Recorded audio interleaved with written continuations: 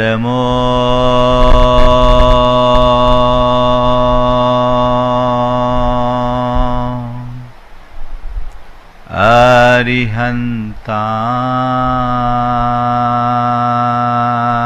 अरिहन्ताणं नमो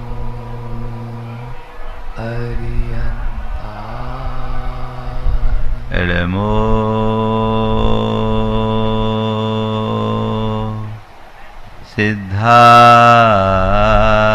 सिद्धाणं नमो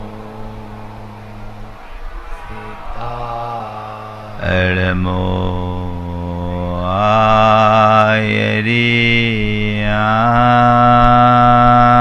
आयर्याणं नमो आयर्याणं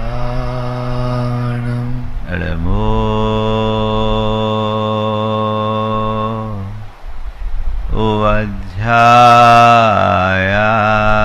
उवध्यायाणं नमो उवध्यायाणं नमो लोये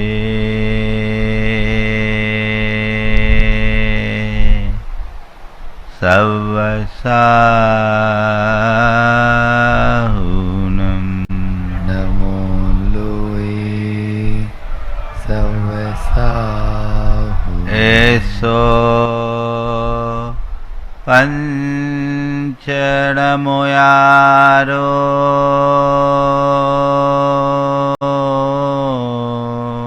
ऐसो पंचेनमो यारो सवपाव अनाशिनो सवपाव पणासिनो मङ्गलाळं च सवेसिं मन्विलानं च सवेस पढमं होय मङ्गलम् अडमं होय मंगलम। जय बोलो देवादिदेव खदराट श्री भगवान महावीर स्वामी की जय जय जय। अहिंसा परमो धर्म की जय जय जय। परम पूज आचार्य गुरुवर श्री विद्यासागर जी महाराज की जय जय जय। परम गुरु प्रमाणिक संत महामनामुला प्रमाण सागर जी महाराज की, परम गुरु संधान सागर जी महाराज की, समस्त मुनि संघ की। धरती में बीज बोते हैं, वह मृदु माटी का संसर्ग पाकर अंकुरित होता है, पल्लवित होता है, पुष्पित होता है, वृक्ष का रूप धरता है, उसमें फूल और फल लगते हैं और एक बीज हजारों बीज उत्पन्न कर देता है। इसकी जगह यदि वही बीज किसी चट्टान पर पड़ता है तो हवा पानी में सड़ गड़कर नष्ट भ्रष्ट हो जाता है। बीज मिट्टी में सिमट कर भी मिटता है और पत्थर में पड़कर भी मिटता है। बीज का पत्थर में पड़ करके मिटना अपने अस्तित्व को विनष्ट करना है, तो बीज का माटी में समाहित होना क्षुद्र अस्तित्व को विराट स्वरूप प्रदान करना है। हमारे अंदर ऐसी पूरी संभावना है। एक बीज के भीतर वट वृक्ष छिपा होता है, बशर्ते उसे ठीक भूमि पर बोया जाए और उसे अच्छे तरीके से खाद पानी दिया जाए। जीवन हम आप सबको समान रूप से प्राप्त हुआ है। लेकिन समान रूप से प्राप्त इस जीवन को सब लोग एक जैसा नहीं जीते और सबका जीवन एक जैसा दिखता भी नहीं। कारण क्या है? जन्म की प्रक्रिया समान होने के उपरांत भी जीवन सबका अलग अलग होता है, क्योंकि वह हम सबकी अपनी अपनी जीवन शैली से प्रभावित होता है। हमारी जीवन शैली कैसी है, हम किस तरीके से जी रहे हैं, सब कुछ उस पर निर्भर करता है। संत कहते हैं, अपने जीवन के इस बीज को धर्म की धरा में बो और संस्कारों का खाद पानी देते रहो, तो यह बीज न केवल फलीभूत होगा अपितु हजारों बीजों को और तैयार करेगा। यहाँ पर श्री विद्या प्रमाण गुरुकुलम के रूप में जो गुरुकुलम की स्थापना हुई है, उसके पीछे एक ही भाव है कि इन बीजों को सही आधार मिले, इन बीजों को सही तरीके से सींचा जा सके और इन बीजों को अच्छे से फलीभूत किया जा सके। और मुझे पूर्ण विश्वास है कि ये बीज फलेंगे, क्योंकि हमें आपको सबको ये अनुभव है कि उत्तम भूमि में बोया गया बीज कभी व्यर्थ नहीं होता। समझ गए? उत्तम भूमि में बोया गया बीज कभी व्यर्थ नहीं होता। हर मनुष्य को चाहिए कि वह अपने जीवन को सही दिशा में आगे बढ़ाने के लिए प्रयत्नशील हो। हम लोगों के जीवन की सबसे बड़ी दुर्बलता है कि हम और बातों पर जितना ध्यान देते हैं, अपने जीवन के निर्माण पर उतना ध्यान नहीं देते। जीवन के विषय में अगर थोड़ा सोचते भी हैं तो केवल इतना कि पढ़ लिख कर कुछ बन जाए। क्या बोला? पढ़ लिख कर कुछ बन जाए। और कुछ में क्या सोचते हैं?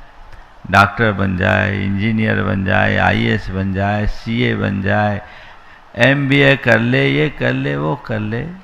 बस यही लोगों का दृष्टिकोण है। ये दृष्टिकोण बड़ा संकुचित दृष्टिकोण है। संत कहते हैं कि पढ़ लिख कर के कुछ बन जाए, ये सोच छोटी है। जीवन सार्थक हो जाए, ये सोच असली है। मेरा जीवन सफल हो, मेरा जीवन सार्थक हो, मैं अपने आप को कृतार्थ बना सकूं, महसूस कर सकूं, ये सोच होनी चाहिए। कभी आप सोचते हो इस विषय में? अभी गुरुकुलम में भी आप लोग अपने बच्चों को प्रवेश दिला रहे हैं। आप सब बहुत हर्षित हो, क्योंकि इतने सारे बच्चों में कुछ ही बच्चों को ये सौभाग्य प्राप्त हुआ। निश्चित ही हर्ष का विषय है। लेकिन अवधारणा क्या है? मेरा बच्चा अब कुछ बन जाएगा, तो ये अवधारणा अधूरी है। और मेरे बच्चे का जीवन सफल हो जाएगा, तो ये अवधारणा सही है। बोलो, किस मानसिकता से बच्चों को यहां प्रवेश दिला रहे हो? पहले वाली या बाद वाली? हाँ, ये तो बच्चे बोल रहे, बड़े बोले तब पता लगेगा। हाँ, बाद वाली। बस बाद वाली धारणा बनाओ कि हमारे बच्चे का जीवन सफल बने, सफलीभूत हो।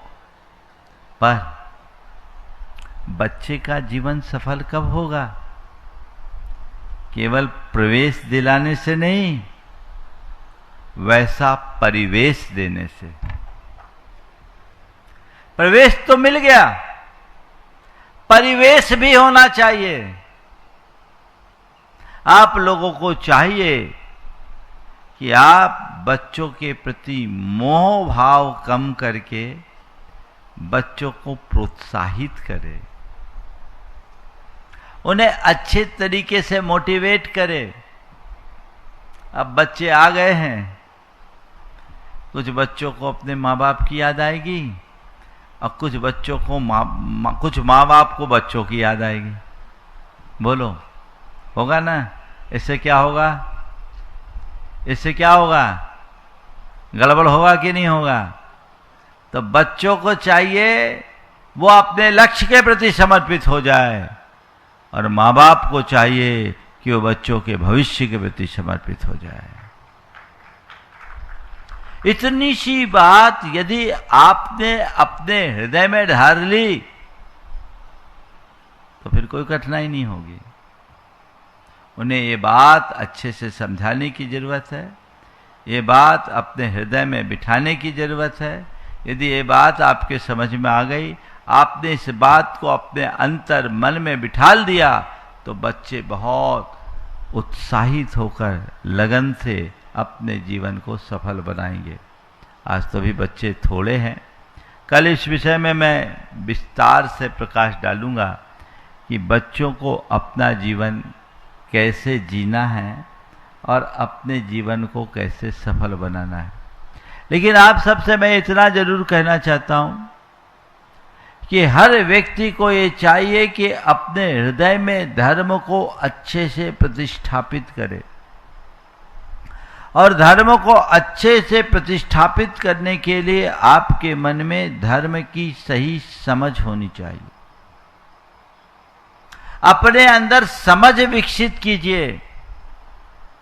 जब तक आप सही समझ विकसित नहीं करोगे तो स्वीकार नहीं पाओगे, और स्वीकार नहीं पाओगे तो सुधार नहीं पाओगे, और सुधार नहीं पाओगे तो संस्कार कहां से फलेंगे। अपने अंदर अगर संस्कार को फलीभूत होता हुआ देखना चाहते हो कि नहीं? हाँ, तो उस संस्कार को फलीभूत करने के लिए नीचे की 3 बातों को ध्यान रखो। समझ, स्वीकार, सुधार। ये संस्कार के लिए जरूरी है। सबसे पहली बात समझ। धर्म को समझो, जीवन को समझो, जीवन के मर्म को समझो। बोलो, आपके अंदर कितनी समझ है? महाराज, आप नासमझ मान बैठे हो क्या? हम लोग पढ़े लिखे समझदार हैं, है ना? मैं आपको समझदार ही मानता हूं, बस देखना चाहता हूं कि आपकी समझ की दिशा कैसी है ना? आजकल के लोग कितने समझदार हैं मालूम? एक पढ़ी लिखी लड़की बाजार में सब्जी खरीदने गई, 1 पाव टमाटर लिया, एक थैले में ले लिया, और टमाटर लेने के बाद 2 किलो कद्दू लिया, और कद्दू को भी उसी में डालने लगी, डलवाने लगी। तो सब्जी वाले ने कहा, बहन जी क्या कर रही? वो थोड़ा सकुचाया, बोले मैं पढ़ी लिखी MBA हूं, मैं MBA पास हूं, तुम जो आप डालो, तुम अनपढ़ लोग क्या जानोगे। अब वो क्या करना था? वो क्या करता? उसने 1 पाव टमाटर पर 2 किलो कद्दू डाला, तो देखते ही देखते क्या हुआ? टमाटर पिछुड़ गया, वो सब उसका रस निकल गया। वो देखते रह गए। सब्जी वाले ने कहा, बहन जी आप कितनी पढ़ी लिखी हो, इसका प्रमाण मिल गया, है ना? आज के लोगों की यही कहानी है। लोग बातें तो समझदारों की करते हैं और व्यवहार पागलों जैसा। बातें समझदारों की और व्यवहार में पागलपन दिखता है। ना समझे नादानी, जानबूझ करके अंध बन जाएंगे तो अपने जीवन का भला कैसे कर पाओगे? जानो, जीवन को आध्यात्मिकता से जोड़ो, जीवन और जीवन की व्यवस्था को ठीक तरीके से समझने की कोशिश करो। जब तक मनुष्य के हृदय में विवेक प्रकट नहीं होता, उसकी समझ नासमझी मानी जाती। अंदर का विवेक, अपने हिताहित का विवेक, कर्तव्य कर्तव्य का बोध, हे और उपादेय का ज्ञान, सार और असार की पहचान जब तक तुम्हारे अंतर मन में प्रकट नहीं होगी, तब तक तुम्हारा कभी कल्याण नहीं हो सकता। समझो, अपने आप को समझो, अपने जीवन को समझो, जीवन के मर्म को जानने का प्रयास करो। ये सत्प्रयास अगर जग गया तो जीवन की दिशा बदलती है। हमने अभी धर्म के विषय में क्या समझा है? इतना ही समझा है कि रोज मंदिर जाएंगे, हमारा जीवन सुखी रहेगा, पूजा पाठ करेंगे, थोड़ा सा पुण्य आ जाएगा, हम अगर धर्म करेंगे हमारी विपत्तियां टल जाएगी, यही ना समझे हो? और धर्म करेंगे तो हम सद्गति के पात्र बनेंगे। ये सब अधूरी समझ है। धर्म करेंगे तो मेरा जीवन बदलेगा, ये समझ अपने अंदर विकसित करो। और मुझे अपने जीवन को बदलना है, इस लक्ष्य के साथ धर्म करो, तो जीवन का कोई अर्थ है। यदि ऐसा नहीं कर पाते तो सब व्यर्थ है। समझ सबसे ज्यादा जरूरी है, और वो समझ तब विकसित होगी जब आप अपनी अंतरात्मा को पहचानोगे। बच्चे हों या बड़े, सबके हृदय में ऐसा भेद विज्ञान जागृत होना चाहिए कि मैं देह नहीं आत्मा हूं, शरीर नहीं आत्मा हूं। शरीर और आत्मा का भेद विज्ञान अंदर होना चाहिए, और अंदर ऐसी समझ होनी चाहिए कि मेरा स्वरूप तो शुद्ध और निर्विकार है, लेकिन अभी मैं विकारी बन गया हूं, कामी क्रोधी लोभी मोही बनकर अपनी चेतना को विकृत कर रखा हूं, अपने अंदर ढेर प्रकार की बुराइयों को पाल रखा हूं। ये अंदर होना चाहिए। अपने स्वरूप को समझो, फिर स्वीकारो कि मेरे अंदर क्या क्या कमियां हैं, मेरे भीतर कैसी कैसी दुर्बलताएं हैं। जो जो कमियां और दुर्बलताएं उनको अंतर मन से स्वीकारो। आपको लगता है कि मेरे अंदर कोई कमी है? दूसरों की कमियां तो सभी देख लेते हैं, खुद की कमियों को बहुत कम लोग देख पाते हैं। कदाचित दिख भी जाए ना तो उसे कम लोग ही स्वीकार पाते हैं कि मेरे अंदर कोई कमी है। स्वीकारते हैं क्या? बोलो। हाँ, बहुत कम। कोई कितना ही गुस्सैल हो, उसको आप बोलो भैया तुम गुस्सा क्यों करते, तो कभी मानेगा कि हम गुस्सैल हैं? हाँ, कोई व्यक्ति बड़ा अभिमानी, उससे कह दो कि भैया तुम बड़े मानी हो, तो मानेगा कि हम मानी हैं? स्वीकार नहीं कर पाता। मेरे अंदर जितनी बुराइयां भरी है, लेकिन उसके बाद भी मैं अपने आप को एकदम दूध का धुला मानता हूं। और जब तक ऐसी मान्यता और धारणा बनी रहेगी तो फिर सुधार का प्रयत्न कैसे होगा? सुधार का प्रयत्न कैसे होगा? संत कहते हैं पहले अपने स्वरूप को समझो, अपनी बुराइयों को समझो और उसे स्वीकारो कि मेरे अंदर ये दुर्बलताएं हैं, मेरे भीतर की ये कमियां हैं, मुझे इन कमियों को समाप्त करना है, इनका अंत करना है। और फिर अपने भीतर की एक एक कमी की सुधार की प्रक्रिया में जो लग जाते हैं, उनके जीवन का उद्धार होता है। स्वीकार किए बिना सुधार नहीं होता। हम लोग दूसरों में सुधार की अपेक्षा रखते हैं, खुद को सुधारने की कोशिश बहुत कम कर पाते। करते हैं क्या?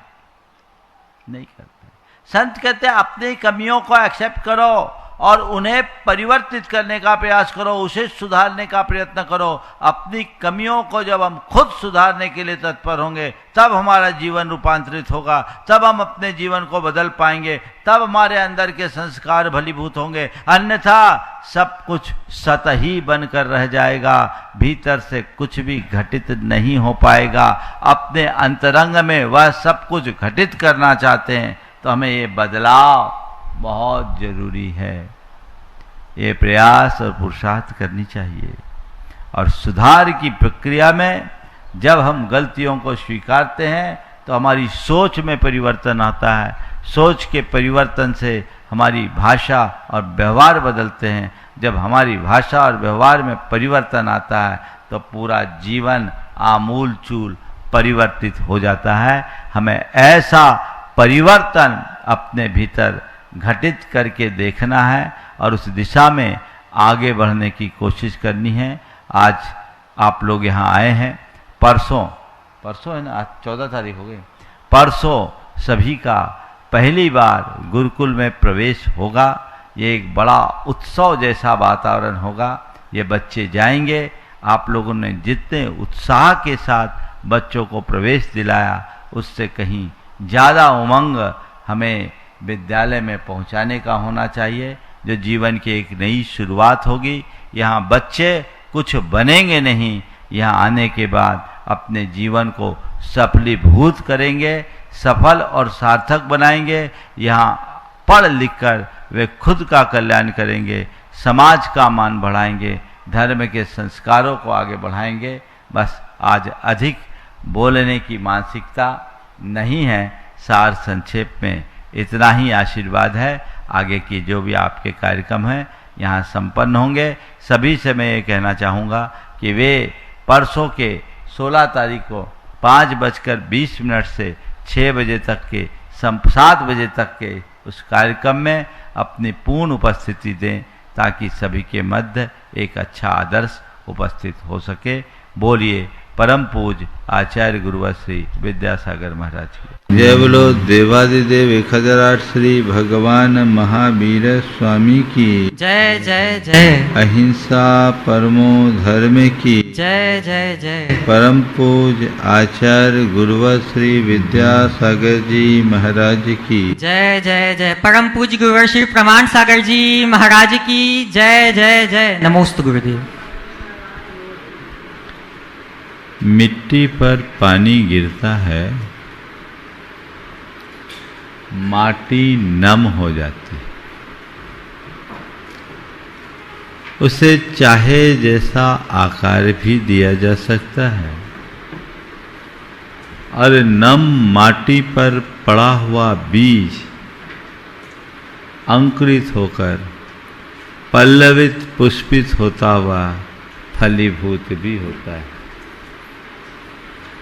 लेकिन इसकी जगह यदि पत्थर पर पानी गिरे तो उस पर कोई असर नहीं होता, न उस पर पानी का कोई प्रभाव पड़ता है, न हवा का कोई असर पड़ता है, न धूप का कोई असर दिखता है। वो पत्थर है जो सबसे बेअसर होता है। और ऐसे ही पत्थर हृदय व्यक्ति को असंवेदनशील व्यक्ति कहते हैं। असंवेदनशीलता उस पत्थर के समान है जिस पर न तो बाहर की धूप का कोई असर है न पानी का कोई असर, जिसे अपने सिवा और कोई किसी से मतलब न हो। हम लोग लोक में कह भी देते हैं भैया ये आदमी नहीं पत्थर है, इससे कोई फर्क नहीं पड़ता। संसार के अन्य प्राणियों में और मनुष्य में यदि सबसे बड़ा मौलिक अंतर है तो वह उसके अंदर की संवेदना का है। यद्यपि अन्य प्राणियों में भी संवेदना होती है, जिन्हें हम क्रूर प्राणी के रूप में गिनते हैं, उनमें भी संवेदना होती है, लेकिन उनकी संवेदना सीमित होती है।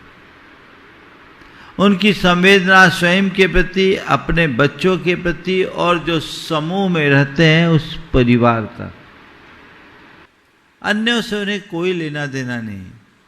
लेकिन मनुष्य है, मनुष्य एक ऐसा प्राणी है जिसकी संवेदना स्व से सर्व तक होती है, व्यक्ति से समग्र तक होती है, अपने साथ औरों के साथ जुड़ी होती है। तभी उसकी मनुष्यता का कोई अर्थ होता है। वर्तमान दौर में जब बौद्धिक विकास चरम पर है, आर्थिक रूप से भी लोग समृद्ध हो रहे हैं, तकनीक भी बहुत उच्च अवस्था को प्राप्त हो गई, अन्य प्रकार की समृद्धि भी मनुष्य ने बहुत हासिल कर ली, लेकिन इस दौर में यदि सबसे ज्यादा कमी या गिरावट देखने को मिलती है तो वह है मनुष्य की संवेदना में। आज संवेदना में दिनों दिन कमी होते जा रही। किसी को किसी से कोई मतलब न रखना, व्यक्ति का अपने परिवार से, समाज से और अन्य लोगों से कोई मतलब न रखना ही तो हमारे अंदर की असंवेदनशीलता को अभिव्यक्ति देती है। ये हमारे अंदर की संवेदनहीनता का प्रकट रूप है। संत कहते हैं अपने हृदय को संवेदनशील बनाओ। उस संवेदना के बल पर ही जीवन को आगे बढ़ाया जा सकता है। मनुष्य अपनी वेदना पर आंसू बहा लेता है। संत कहते हैं अपने कष्टों पर आंसू बहाना वेदना है और औरों के कष्ट देखकर आंसू बहना संवेदना है। स्वयं के कष्टों पर आंसू बहाना वेदना है और औरों के कष्टों से आंसू आना संवेदना है। तुम्हारे अंदर संवेदना कितनी है? आज के समय में बड़ा विचित्र हाल दिखता है। कहीं दुर्घटना घट गई है, व्यक्ति का शरीर खून से लथपथ है, आह कराह और चित्कार प्रकट हो रही है, उसकी मदद के लिए आगे आने वाले लोग भले न मिले, उसकी वीडियो बनाने वाले लोगों की लाइन लग जाएगी। कहां हम जा रहे हैं? ये जो सोच है, इसने हमारे जीवन की समरसता को खंडित कर दी। बौद्धिक विकास ने हमारे अंदर के भावनात्मकता को समाप्त कर दिया। अंदर क्या, भावनात्मक स्वास्थ्य जब तक अच्छा नहीं होगा, हृदय में संवेदना की लहर प्रकट नहीं हो सकती, और जब तक संवेदना की अभिव्यक्ति नहीं, तब तक मानवीय भावनाओं का उभार भी असंभव है। कैसे अपने हृदय को संवेदनशील बनाएं? सबसे पहले असंवेदनशीलता के कारणों को जानना है। मेरे देखे 4 कारण हैं। सबसे पहला कारण है स्वार्थ। हमें क्या करना, हमें क्या मतलब, हमें अपने मतलब से मतलब रखना है। दुनिया जाए भाड़ में, हमें तो केवल अपना काम करना है। ये जो मनोवृत्ति है मनुष्य को संवेदनहीन बना देती है, उसे कहीं का नहीं रहने देती। और प्राय ऐसे मनोवृत्ति के लोग आजकल ज्यादा देखने में आते हैं।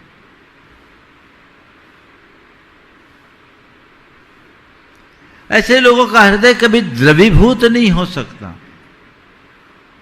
इनका एक ही मकसद है अपना उल्लू सीधा करना, चाहे इसमें सामने वाले का कितना भी नुकसान हो जाए। स्वार्थी मनुष्य संवेदन शून्य ही नहीं, क्रूर भी बन जाता है। संवेदना हृदय को रसदार बनाती है और संवेदनहीनता से क्रूरता प्रकट होती है। और जो व्यक्ति स्वार्थ से ग्रसित होते हैं वो ऐसी क्रूर हरकतें भी कर बैठते हैं जो अमानवीय होती। अपने स्वार्थ पर अंकुश रखना चाहिए। स्वार्थ से ऊपर उठने का अभ्यास होना चाहिए। ये भाव अगर जगता है तो जीवन में व्यापक बदलाव घटित हो सकता है। दूसरा कारण है मोह। अपने परिवार, अपने कारोबार, अपनी धन संपत्ति, इनका जो व्यामोह होता है ना, ये व्यामोह भी व्यक्ति को संवेदनहीन बना देता, असंवेदनशील बनाता है, उसकी संवेदना को समाप्त करता है। वो केवल उसी नजरिए से चीजों को देखता है, उसके अंदर उतरने की कोशिश वह नहीं कर पाता, मामला वहां बिगड़ जाता है। तीसरा अहंकार।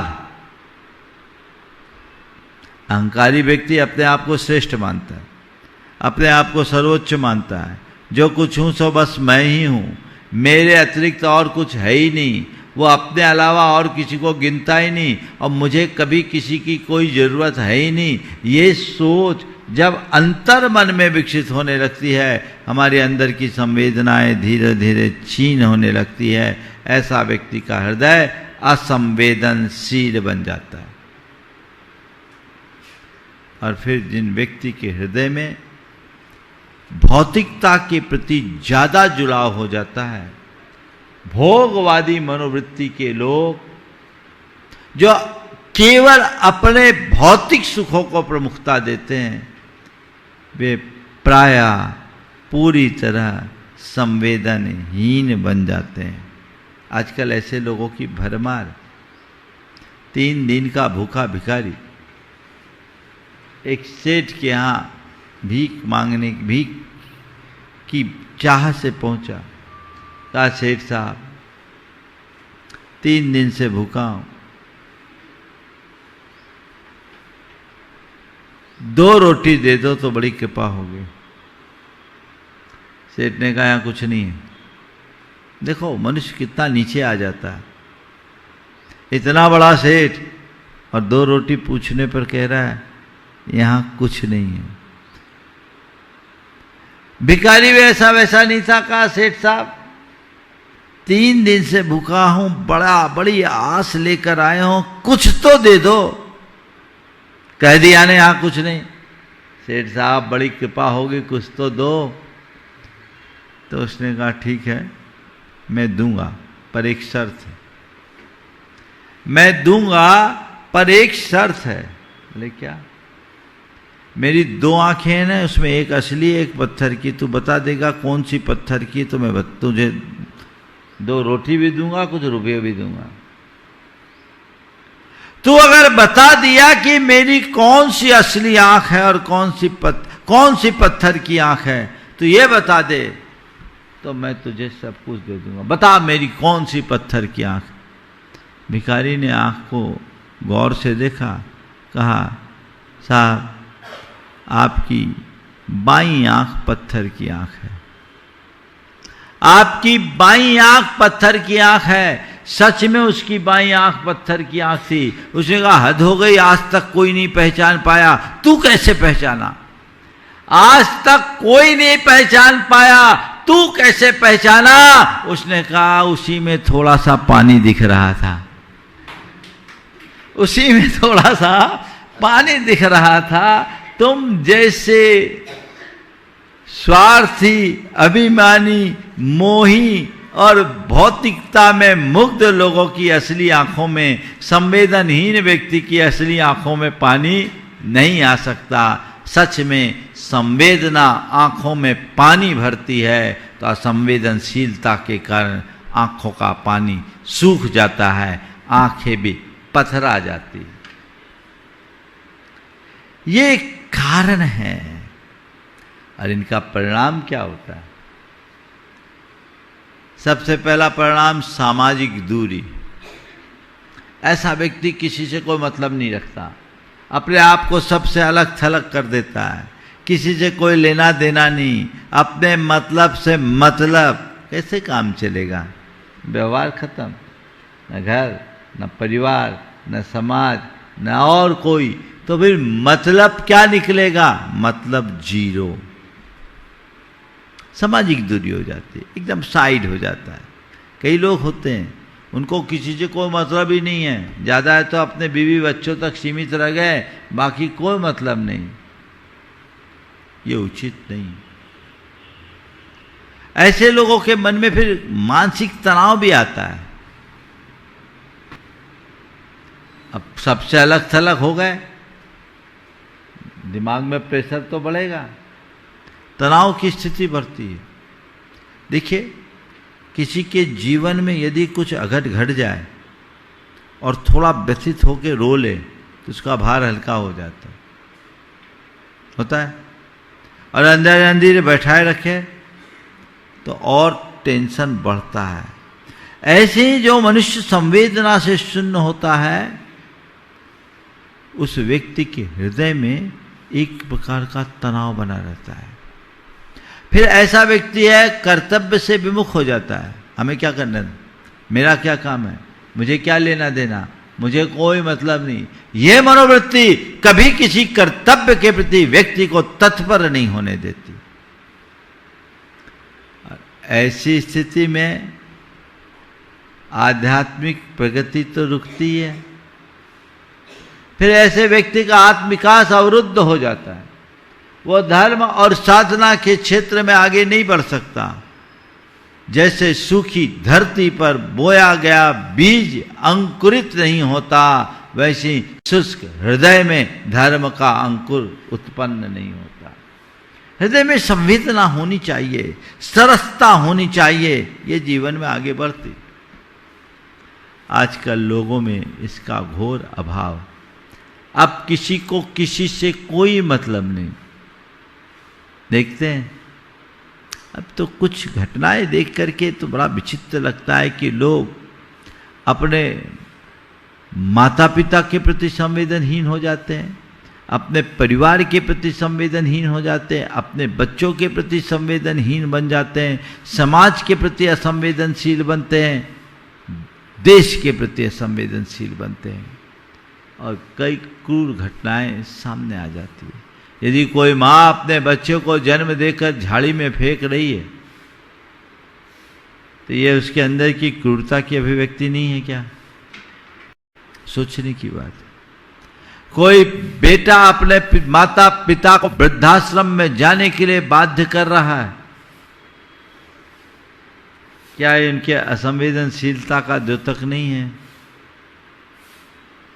कोई अपने भाई बंधुओं को लाचार बीमार देखते हुए भी उसकी अनदेखी कर रहा है, क्या यह उसकी असंवेदनशीलता का द्योतक नहीं है? कोई समर्थ होते हुए भी किसी के हितों की पूर्ति नहीं कर रहा है, क्या उसकी असंवेदनशीलता का द्योतक नहीं है? बोलो। मैं एक स्थान पर था, एक सज्जन समाज के बड़े धनी मानी, नाम भी था, हमारे प्रवास में उन्होंने बढ़ चढ़कर हिस्सा लिया, दान दिया। लेकिन बाद में मालूम पड़ा कि महाराज इसका एक भाई कैंसर से ग्रसित है। 20 लाख रुपए उसके बर्बाद हो गए, उसकी सारी संपत्ति चले गई, व्यापार खत्म हो गया। एक बेटी है, वो विवाह के लायक है, और अभी उसकी स्थिति ये हो गई कि दवाई के लिए 10,000 रुपये महीने का खर्चा आ रहा है, वो भी उठाने में समर्थ नहीं। लेकिन भाई एक पैसे की मदद नहीं करता। महाराज उसके ही कुछ मित्र आगे आकर के मदद कर रहे हैं। बोलो क्या हो गया? जब मैंने बात किया, बोले वो कभी मांगे तब तो मैं दूं, मुझसे कभी मांगा ही नहीं। हमने कहा बड़ा भाई अगर छोटे भाई के आगे हाथ पसारे और छोटा भाई समर्थ हो, उसके बाद बड़े भाई को ऐसी विपत्त स्थिति में हाथ पसारना पड़े, तो ये तो छोटे भाई के लिए लानत की बात है। वो क्यों मांगेगा? वो क्यों मांगेगा? उससे जितना बना करा तुझे दिख नहीं रहा? जो दूसरे लोगों ने उसे मदद की वो मांगने पर की या बिना मांगे? जब दूसरे बिना मांगे मदद कर सकते हैं तो तुझे इस बात की चर्चा करते, तुझे ये कहते हुए शर्म नहीं आती है वो मांगे तब तो दूं? व्यक्ति अपने प्रति क्रूर है, अपनों के प्रति क्रूर है, ये उसके अंदर की असंवेदनशीलता का सबसे घृणित उदाहरण है। कोई मतलब नहीं। जरूरत पड़े तो गधे को बाप बना लो, और जरूरत पूरी हो जाए तो बाप को गधे की तरह डंडा मारकर बाहर निकाल दो, है ना? कहाँ हैं हम? कहने को हम बड़े धर्मी के रूप में अपनी पहचान बनाते हैं, धार्मिक क्रियाएं भी कर लेते, लेकिन अंतर मन कहाँ है? मैं जब किशनगढ़ गया, वहां एक गौशाला है।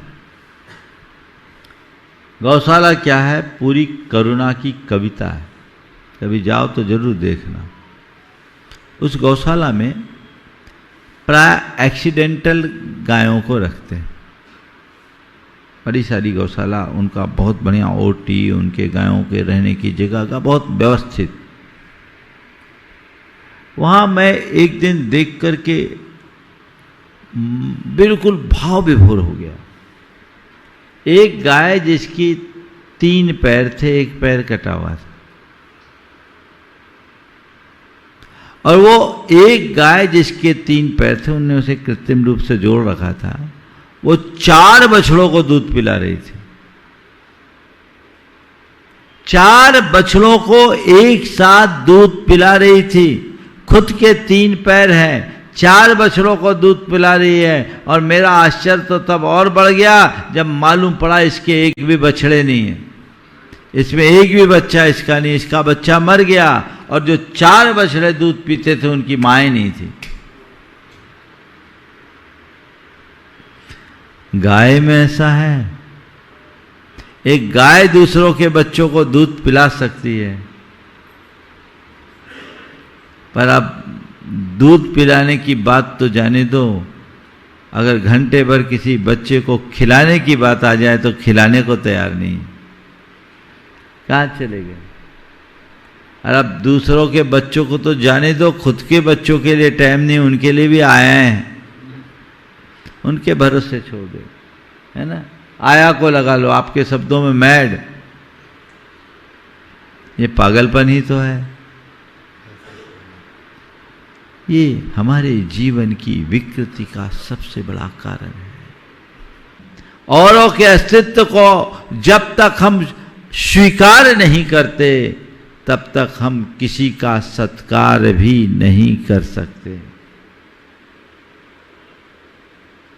ये अपनत्व की भावना की वृद्धि हृदय में संवेदना को विकसित करती है।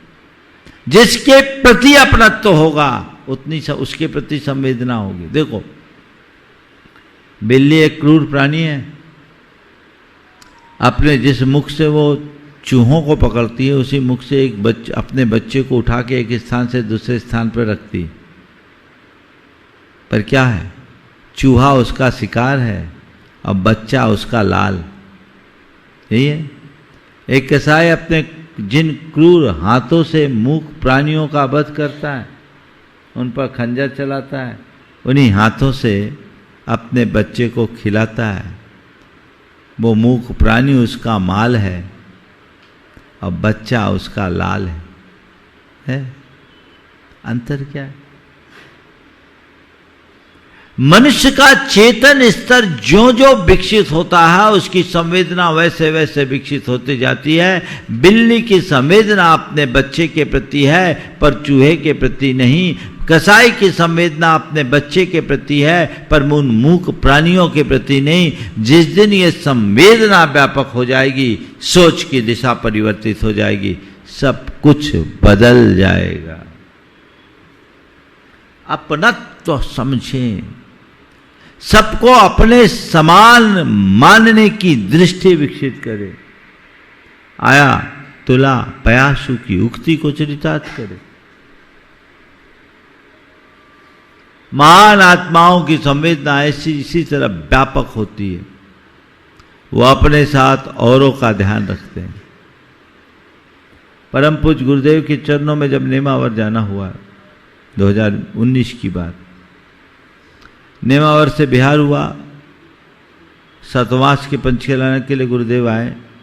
15 दिसंबर के आसपास की बात। जबलपुर के कुछ लोग आए थे, गुरुदेव से कुछ चर्चा की हो। हम लोग शाम को गुरुदेव के पास बैठते थे भक्ति के बाद।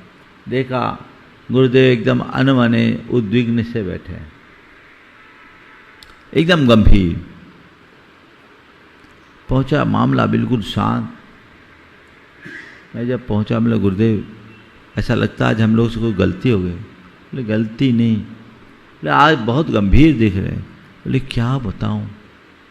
हुआ ये था कि उन दिनों जबलपुर के आसपास के इलाके में फसलों में एक विशेष प्रकार का कीड़ा लगा था, जो दिन में भूमिगत हो जाता था, 20 सेंटीमीटर डेप्थ में चला जाए और रात में निकलकर पूरी की पूरी खेत को खत्म कर जाए।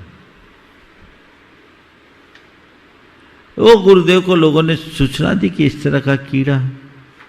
आचार्य महाराज इस बात को सुनकर के एकदम गंभीर हो गए और उनके मन में भाव आया, इस धरती का क्या होगा।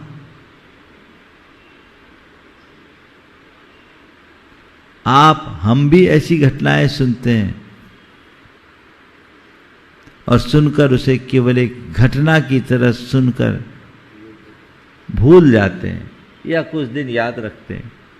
लेकिन जो महान आत्माएं होती है, जिनका हृदय संवेदना से भरा होता है, वो इनसे भी प्रभावित हो जाते हैं।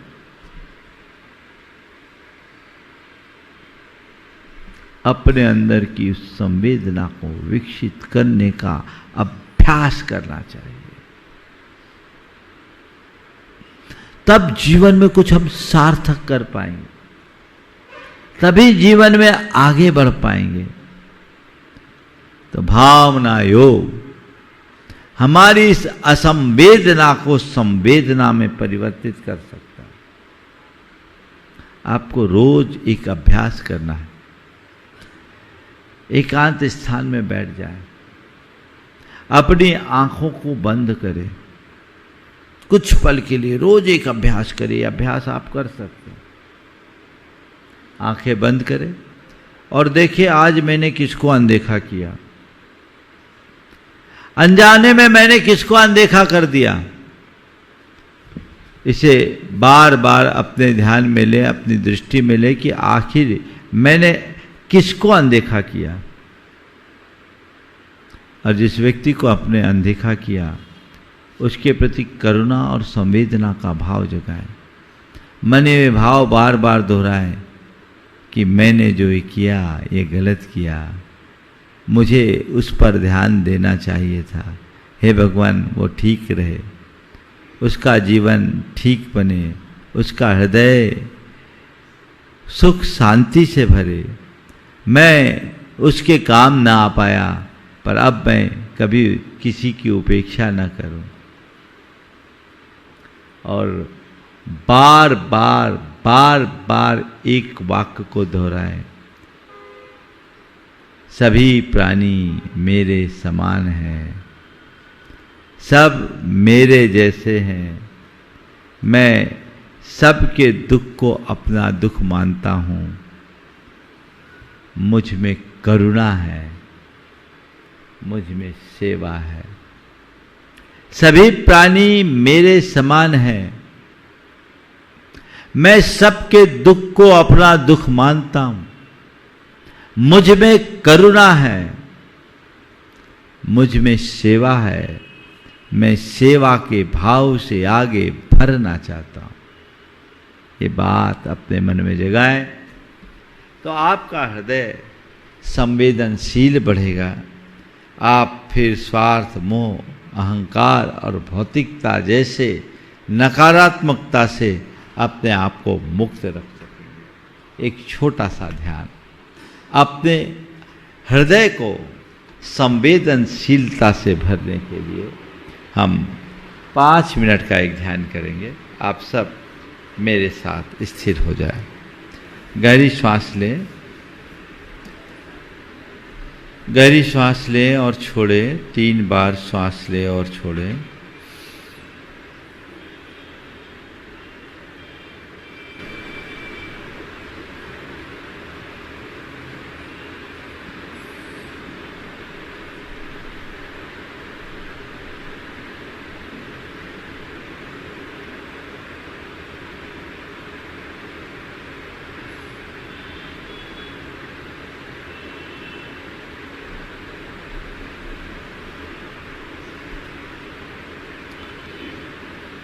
कल्पना करें कि आपके हृदय में एक बहुत बड़ा सरोवर है।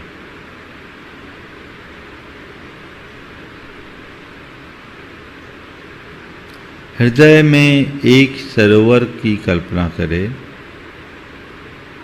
विशाल सरोवर मेरे हृदय में है।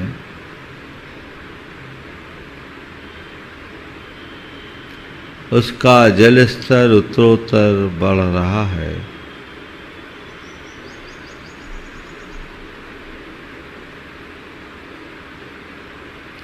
हृदय का यह सरोवर जल से परिपूर्ण है। अपने हृदय में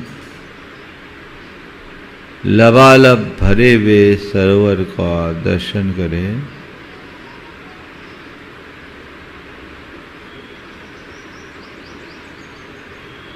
उस सरोवर में कुछ पत्थर हैं।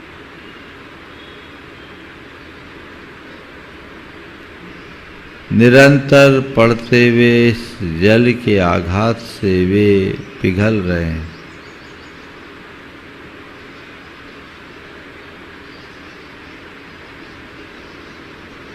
धीरे धीरे ये पत्थर गल रहे हैं, क्षीण हो रहे हैं। जल का प्रवाह उत्तरोत्तर बढ़ता जा रहा है।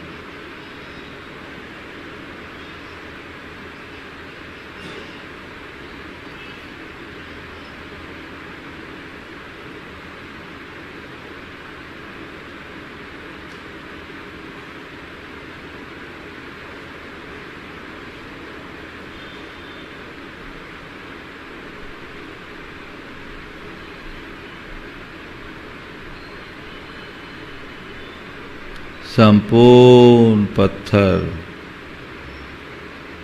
पिघलता जा रहा है। पूरा सरोवर जल से भरा हुआ है।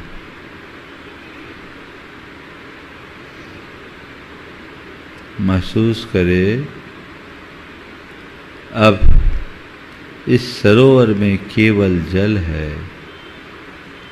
जल है, जल है, लबालब है, लबालब है, लबालब है।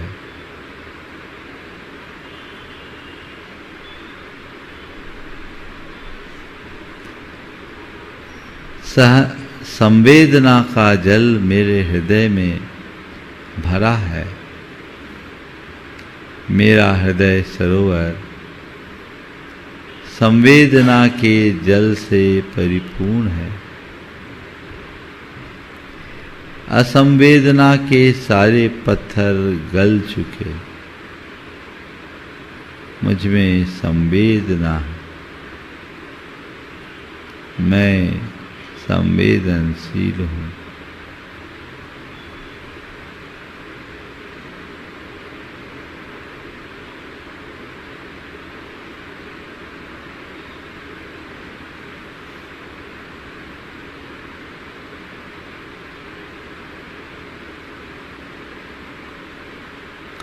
हृदय में भरे हुए उस लबालब सरोवर को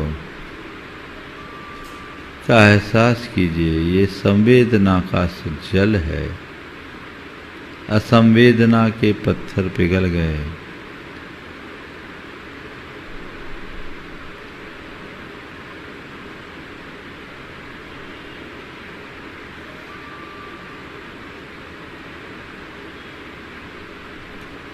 संवेदनशीलो हम, संवेदनशीलो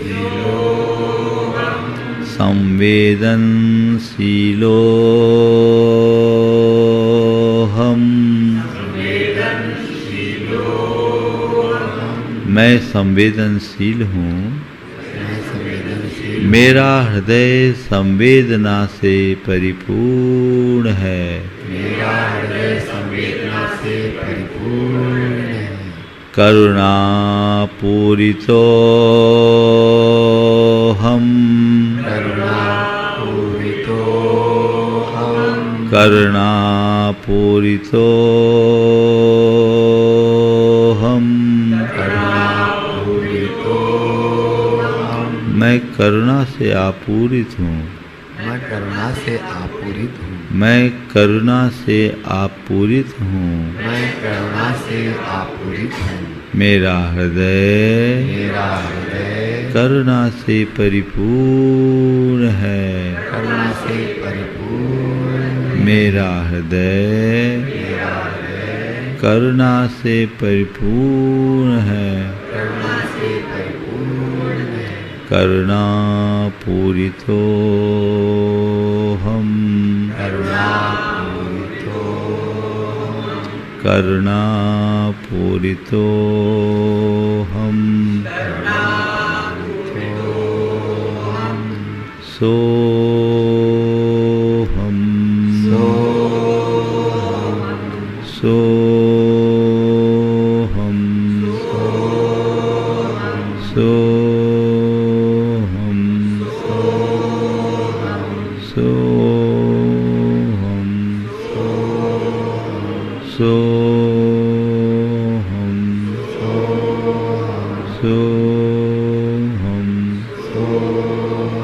सो हम, सो हम, सो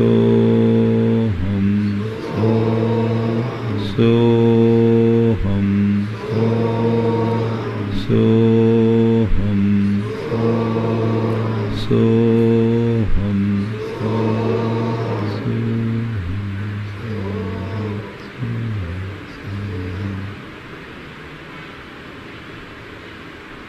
उसी शांत सरोवर में डूबते हुए अपने आप को संवेदना से भरा महसूस करते हुए धीरे से आंखें खोले। एक दूसरे को जय जिनेंद्र पुकार।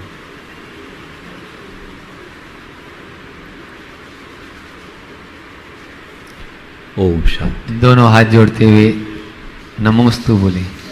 नमोस्तु महाराज जी।